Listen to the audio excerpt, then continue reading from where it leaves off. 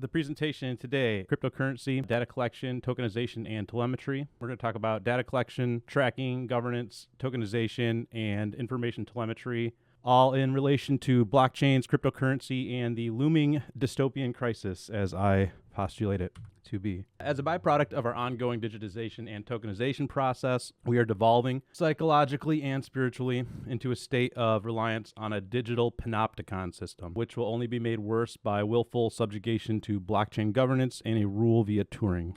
I want to talk about what a panopticon is first. Panopticon is it's a prison system, and the idea is that there is a central tower, and from the tower, a guard can see every cell and every inmate. They have lights that surround their central tower that point out at all the prisoners. So the prisoners, because the light's so bright, the prisoners can't see what the guard's doing. And then they never know if the guard's looking at them. To the prisoner's point of view, the guard could always be looking at them. As Michel Foucault said, he is seen, but he does not see. He is the object of information, never a subject in communication. I'm not a huge Michel Foucault fan, but he did have some astute observations. This is a picture of the panopticon. You can kind of see the design here, and you can see the prisoners would be around here, and then you have the guard here, and you'd have his lights pointed out, and it would actually cast a shadow through the cell. So before I even get into cryptocurrency, I want to just talk about, in general, data collection and how we are not being watched per se, but we are actually being recorded. I'm sure we all remember Edward Snowden from 2013, and he said, even if you're not doing anything wrong, you're being watched and recorded, and the storage capability of these systems increases every year consistently by orders of magnitude, to where it's getting to the point you don't have to have done anything wrong. You simply have to eventually fall under suspicion from somebody, even by a wrong call, and then they can use the system to go back in time and scrutinize every decision you've ever made, every friend you've ever discussed something with, and attack you on that basis to sort of derive suspicion from an innocent life and paint anyone in the context of a wrongdoer. That was from his interview with Glenn Greenwald. Just like basic data collection that we all give up on a day-to-day basis, ISP Data Collection, which includes IP address data, which would be your source and your destination, DNS lookups. So you have your IP source info would be included in that. And then the DNS query itself would be presented to, presumably, your internet service provider. But then also your SMS traffic goes through your phone provider, and any unencrypted traffic will be presumably easy to be sniffed out by anyone that has access to your network data. So that would be, your ISP or your phone provider. And unencrypted traffic is kind of rare, because if you're on an HTTPS site, then, you're not, your data is encrypted with a certificate. But you would be surprised by the random things that happen with certain apps and certain communications that just have a plain text password or a plain text this or that. So there's just always random ways that your data could be collected in that regard as well. You're putting your trust into a corporation. But a VPN does provide, as I say here, encryption and obfuscation of your source and destination traffic. But if you're not actually hosting your own VPN, then you are kind of trusting a corporation to not have a back door into what you're doing. Anytime you use cloud services like Google Drive or Google Hangouts or whatever, you're uploading your stuff to the cloud, and you're presuming that it's private. But if you didn't encrypt it yourself, you need to think about how can you verify that your data is encrypted. A lot of algorithmic thumbprints in a lot of these different services, they kind of show the idea of a back door, which would be like when the data gets encrypted, there's a salt within that encryption. There's like a third way to decrypt it that this entity holds.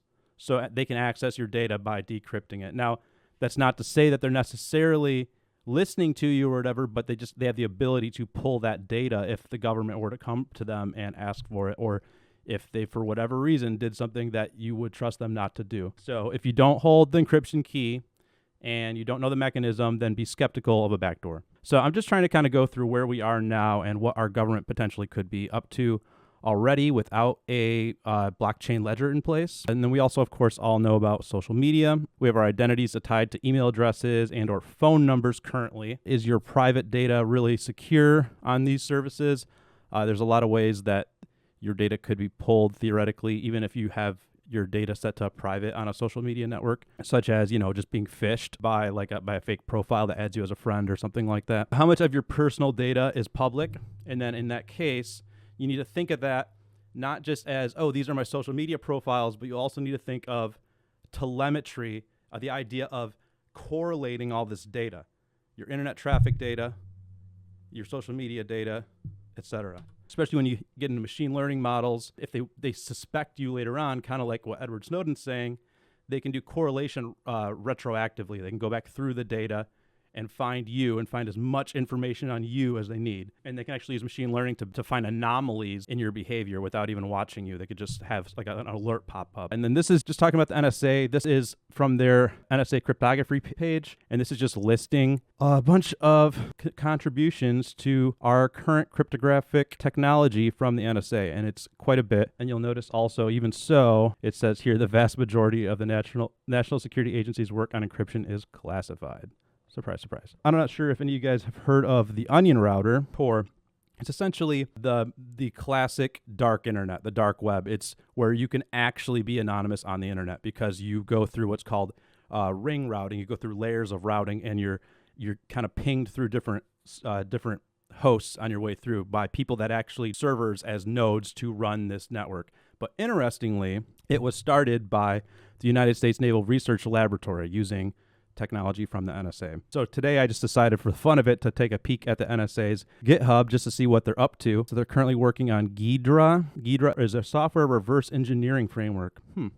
And they're currently working on DataWave, which is an ingest query framework that leverages Apache Accumulo to provide fast, secure data access. So if you're using software specifically for fast, secure data access, you are looking at lots and lots and lots of data, and you're probably having lots of data come in very fast, and you're trying to have multiple systems to access and leverage that data at once. Just interesting to me. Any case, let's move on to Bitcoin. This is the Bitcoin white paper, the electronic cash system, started by, here at the bottom here, Satoshi Nakamoto. Apparently, the name Satoshi means clear thinking, quick-witted, wise, and then Nakamoto means central origin in the middle. This is Satoshi Nakamoto, the guy that got his name put on the paper, and he claims to have nothing to do with Bitcoin, and he's kind of just been blown up in the public because his name got put on the white paper. And it makes sense that he would have nothing to do with it because he's not specifically working with cryptographic technologies, is my understanding. Moving on now, people will say, I thought crypto was anonymous internet money. It's magical. It's not. It's a consensus-based ledger. And what you want to do is picture like an Excel spreadsheet of wallets. When people mine a block, it uses cryptography to reach a consensus among the miners or among nodes, which allows the transactions to be added to the blockchain. So we're going to add another cell to this Excel spreadsheet that's going to say minus $2 from you plus $2 to him. Even though it uses cryptography to mine the block and to reach the consensus and to make sure that there's no foul play in that consensus, the actual wallet addresses and the amounts in the wallets, all of that is public. And then you move into, if anyone has ever bought crypto or traded crypto or whatever, unless you've done it in a maybe shady way, you have to go through what's known as a know your customer process. Most countries invoke anti-money laundering laws to establish a need to know your customer. Financial institutions, including cryptocurrency exchanges, are subject to these KYC laws. There was a system called Tornado Cash. The whole point of Tornado Cash was to allow criminals and people that want to avoid scrutiny from the government. Is a bunch of people, all these wallets, they'd all shoot their money into Tornado Cash, and then Tornado Cash would spin it all up like in a tornado and then spit it out to random wallets. So it was like a point to anonymize money. You wouldn't have to worry about your money being traced from wherever it has ever been. But here's showing just in the United States, they issued a sanction on, so this specifically was on Blender.io, which is the same concept. But then this one here was on Tornado Cash. Blender.io was the first one, and the whole point was to crack down on criminals, and then the same thing with Tornado Cash. But the point that I'm making here is not to say that you should go be a criminal, but that cryptocurrency is definitely not anonymous. And so this is just a quick video I took earlier. I actually just went to a blockchain explorer, and I just click on a random latest Bitcoin transaction, and then up here I just scroll to a random transaction and click on it. And then you can see the two different addresses involved in the transaction. And then I'm actually going to click on that address. So this is just some random person's address. And then you can see here, actually, I know it's kind of blurry. Actually, it's really blurry in Discord. But what I do here is you can actually see, if you could make it out, that I can see their balance and I can see the total they've received, the total volume, and it actually says the amount of times it's transacted right there. Yeah, the halving cycle. So I'm sure if anyone is a Bitcoin trader or a Bitcoin fan or a crypto fan, we're all familiar with the infamous or famous halving cycle. It's how you can get rich. So you've got all these cool little charts here, right? You can just follow the charts, and learn the algorithm, and hack it.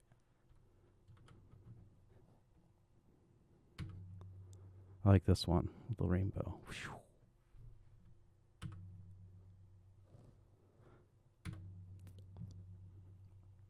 The Bitcoin halving cycle is like financial media. It's their dream come true. Like, it is so amazing for them. Like, you could, like, what more could you ask for than this, like, predictable up and down cycle to just run your headlines all day long, every day, and just hack everyone's psychology. Just get them wanting that money, getting that BTC. Don't think about what the potential implications could be of an actual cryptocurrency-based economy. Just get rich. So now on to the idea of decentralization. So just real quick, I want to just show a few pictures of just ASIC miners in China, because people like to say that cryptocurrency is decentralized because anyone can mine it. The thing that happened, though, is that China, the places where people can have the cheapest energy, ended up building gigantic, super expensive, super specialized computer farms to mine cryptocurrency. And so you end up with these crazy farms. And basically, the rest of the world is stuck with things like this, my rig from 2017. This was my Ethereum mining rig. I didn't end up mining enough to pay for the rig itself. And then I think I gave a couple of those cards away. Also on this topic of decentralization, so this is Elon Musk tweeting, and he says, if major Dogecoin holders sell most of their coins, it will get my full support. Too much concentration is the only real issue for me. So to me, I think that's kind of funny. It's like he's basically saying he's not totally into Doge unless he's the only big whale in it. And it's like he kind of wants to control it, is how I see it. And he even says right here, this person tells him to develop a new coin, and he says only if necessary. Prominent figures definitely have the ability to control perception of these blockchains, and if you have a lot of money, then you have a lot of control of the blockchains themselves. So in any case, let's move on to smart contracts. So I'm talking about the idea that you can write an algorithm within a blockchain ledger. So we're talking about like the Excel spreadsheet earlier example that I'm using. It's basically you would invoke the blockchain to create and execute contract code within that Excel spreadsheet idea via that blockchain network. And this allows developers to write sophisticated application-like structures within the ledger, varying levels of sophistication and cost depending on the blockchain. And currently, to use these systems, if you actually wanted to build, say, a system on the Ethereum blockchain, you would end up paying a lot of Ethereum gas fees to actually make that system work, but that is neither here nor there. I want to talk about Ethereum versus Ethereum Classic, because to me, this is a perfect illustration of why governance is going to play so crucially into this whole system. There's kind of this question that was broached when this happened. There was a forking that happened. And when this happened, these two questions kind of came up. Is code law the framework of a blockchain system? And do blockchains require governance? There was this system, the DAO. The DAO is rewarding. The DAO is autonomous. The DAO is code. The DAO is revolutionary. The DAO was the decentralized autonomous organization.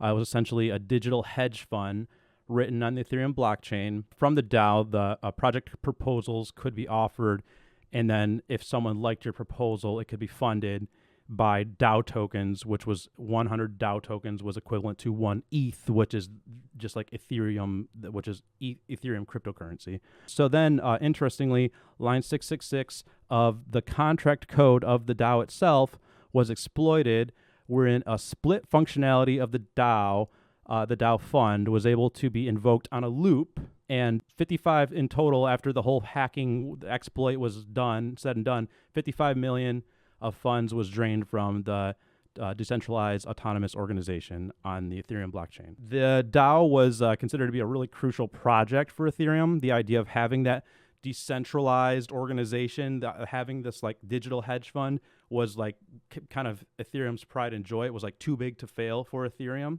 The DAO is considered to be a crucial project for the Ethereum blockchain. The contract was technically as abided as written. So what I mean by that is when the code exploit happened from line 666 of that contract, this is kind of the question that's posed is, could the loop invocation exploit be argued in a court of law if the code itself was the contract? That's like the whole idea of this blockchain world is. The code itself is the contract. So if you exploit the code, did you really do anything wrong? Because you abided that code. You abided the law. In response, the Ethereum Foundation forked the entire Ethereum blockchain, and on that new fork, all the money was moved. They just moved it back, restored the DAO fund. Everyone that had Ethereum now had Ethereum, the old blockchain, and they had the new Ethereum. And the pre-fork Ethereum network actually still exists. And you can find it called Ethereum Classic. You'll see it listed on exchanges if you go to a cryptocurrency exchange. And it's defended by some on the philosophical ground that code is law, because there's like this philosophical argument to it. But I mean, I don't know why you would still stay invested in a system that was shown to be exploitable. But in any case, so governance. So this kind of brings up, the reason that's so important to me to talk about is because it brings up the idea of governance. Blockchain developers are, in a sense, the republic of their blockchain. So as blockchain systems become more complex, emphasis is put on inbuilt mechanisms of governance within the blockchain themselves. So like as an example of this, of how where the rubber meets the road, most developers will not implement anonymity features because they don't want to deal with the pushback that they'll get from national governments that comes along with anonymity features. They're trying to make money at the end of the day. That's what a lot of these people in cryptocurrency, even the most brilliant developers, even the ones that act like they're all philanthropic, they're trying to make money. They're not going to put any emphasis, any work into actually having an anonymous system because no government is ever going to let that fly. Monero is, to me, from what I haven't looked into in a long time, but the last I looked, they were the best as far as actual tech for what seemed to be a pretty good anonymous system. But you can't even get Monero in most states, or it's much harder to attain. I think maybe you can still get it through Kraken, which I'm not totally sure. So many blockchains such as Ethereum, another one is Cardano, they essentially reward voting power based on your buy-in. Basically, the idea is you can buy your ownership of a republic to an extent. Many decentralized applications are being built on Web 3.0 blockchain networks. So we're getting stuff like social networks, file sharing and VPN services, stuff that are built on a network. And there's actually not a human that's necessarily running it, although you kind of need a human aspect to run the front end, and it seems like in a lot of these cases. But in any case, wielders of governance tokens of successful blockchain projects are likely going to maintain a governing majority of the blockchain that they own, that they wield the governance tokens of. And to me, that's like not necessarily the type of decentralization direction that I think a lot of us envisioned when we got excited about cryptocurrency. So this is called SingularityNet. Maybe some of you have heard of it. It's a AI that's actually being built on a blockchain. And to me, I find it interesting that with a blockchain, you kind of get an organic computation system, like a Turing based. There's no human running it. It's code that's running, and it's kind of running itself. So I talked about the governance that's going to start being built into these things, and that's going to become more and more relevant. And I think as the governance structures become built into the Turing-based code of law rather than a court of law with a human element, the issue of proof of identity is going to become really crucial. I think debate as to the best method of how we tokenize ourselves to present ourselves to blockchain entities are eminent. I think the way that they're kind of doing it is interesting. It kind of goes hand in hand with the halving cycle and the way that they kind of have everyone so excited about making money from Bitcoin. I think that you're going to have, like, we have all this censorship on these mainstream platforms, and then you have these blockchains that are immutable and that can't be regulated as easily by governing entities, and it makes people like excited to go use them. That's kind of the same type of thing that they're doing here. It's like people are going to get excited to find the best way that we can tokenize ourselves, that we can, like, you know, prove, like, why don't we just put a chip in our hand or whatever. And actually, like, I think it could even get to the point where we have an AI-based blockchain that's going to tell us, like, well, I'm an AI, duh, I can tell you the best way is just to, like, put a chip in your forehead or put a chip in your hand. No one can fake that. No one's going to mess with that. You're all good.